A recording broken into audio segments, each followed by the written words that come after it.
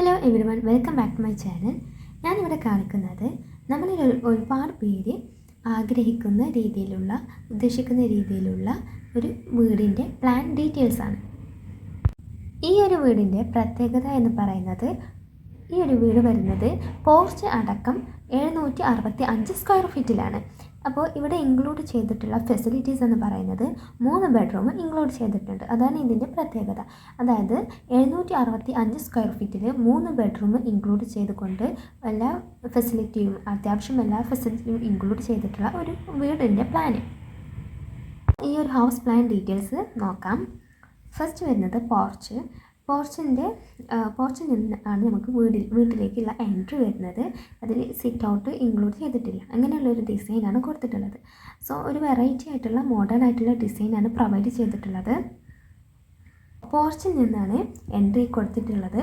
അപ്പോൾ ഇവിടെ double door entry കൊടുത്തിട്ടുണ്ട്. ഇതാണ് ലോഞ്ച്, അതായത് living area and kitchen, passage, bath, bedroom, master bedroom, bedroom 2, bedroom 3. അപ്പോൾ ഇത്രയും ഫെസിലിറ്റീസാണ് ഇൻക്ലൂഡ് ചെയ്തിട്ടുള്ളത്. ഇനി ഓരോ സ്പേസും ഡീറ്റെയിൽഡ് ആയിട്ട് പറയാം.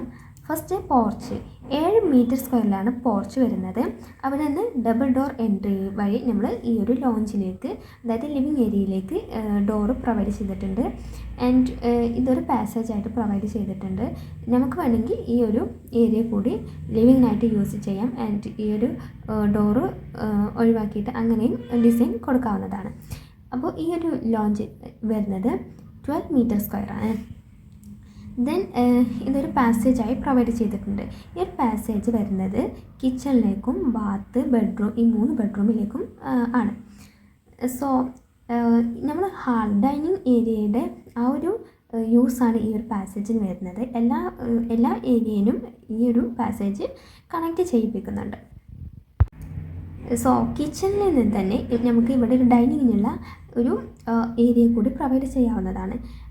സോ ഇവിടെ ഒരു ടേബിൾ, ചെയർ പ്രൊവൈഡ് ചെയ്ത് കഴിഞ്ഞാൽ ഇത് ഡൈനിങ് ഏരിയ ആയിട്ടും യൂസ് ചെയ്യാൻ പറ്റും. അത്യാവശ്യം സ്പേഷ്യസ് ആയിട്ടുള്ള കിച്ചണാണ് പ്രൊവൈഡ് ചെയ്തിട്ടുള്ളത്. അതായത് 16 മീറ്റർ സ്ക്വയർ വരുന്നുണ്ട്.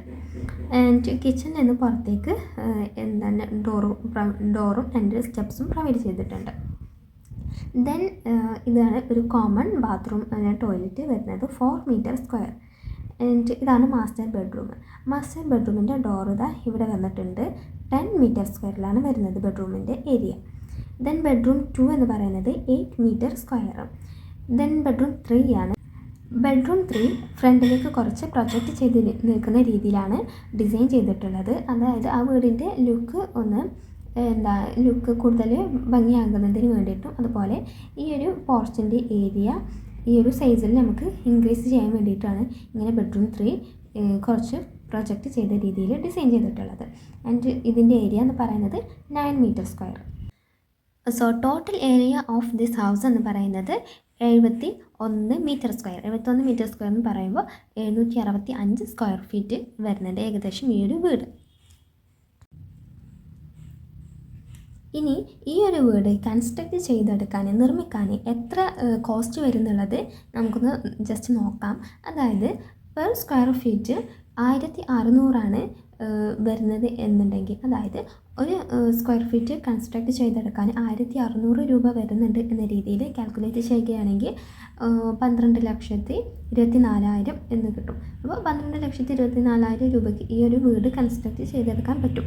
പിന്നീട് നമ്മൾ യൂസ് ചെയ്യുന്ന മെറ്റീരിയൽസ്, ഡിസൈന്, ഇൻറ്റീരിയർ ഡിസൈന്, ഇതിനൊക്കെ അനുസരിച്ച് ഈ ഒരു ബഡ്ജറ്റ്, ഈ ഒരു കോസ്റ്റ് കൂടിയും കുറഞ്ഞും കൊണ്ടിരിക്കും. സോ ചീപ്പായിട്ടുള്ള മെറ്റീരിയൽ ഉപയോഗിച്ചിട്ട് നല്ല രീതിയിൽ ഇൻറ്റീരിയർ ഡിസൈൻ ചെയ്തെടുത്ത് കഴിഞ്ഞാൽ ഈ ഒരു വീടിൻ്റെ കോസ്റ്റ് നമുക്ക് കുറക്കാൻ കഴിയും. അപ്പോൾ ചീപ്പായിട്ടുള്ള മെറ്റീരിയൽസ് യൂസ് ചെയ്യുമ്പോൾ ക്വാളിറ്റിയിൽ നമ്മൾ കുറവ് വരുത്താതെ ശ്രദ്ധിക്കണം. അതായത് ക്വാളിറ്റി കുറഞ്ഞു കഴിഞ്ഞാൽ അതിൻ്റെ മെയിൻ്റനൻസ് പിന്നെ മറ്റു ബുദ്ധിമുട്ടുകളൊക്കെ അനുഭവിക്കും. അപ്പോൾ അതുകൊണ്ട് തന്നെ ക്വാളിറ്റി കുറയാത്ത ചീപ്പായിട്ടുള്ള മെറ്റീരിയൽസ് വേണം യൂസ് ചെയ്യാൻ. സോ ഇത്രയാണ് ഈ ഒരു വെറൈറ്റി ഡിസൈൻ വരുന്ന 765 സ്ക്വയർ ഫീറ്റിലുള്ള വീടിൻ്റെ ഡീറ്റെയിൽസ് പറയാനുള്ളത്.